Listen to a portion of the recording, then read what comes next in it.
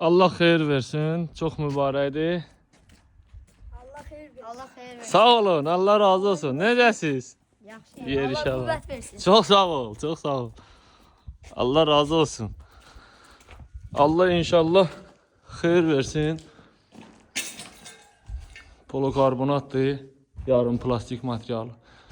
Qabağındakı bəzəyini düzəltdik bu navesin. Tamamladıq işimizi. İnşallah şadlıqlar keçirsinlər.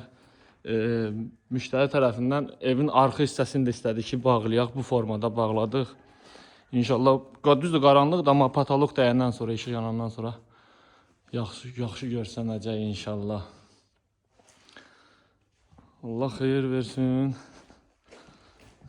Olmayanlara inşallah qismət. Kimə bu formada naves lazımdır. Səhifədə nömrəmiz var. Səhifəyə keçib inşallah əlaqə saxlaya bilər.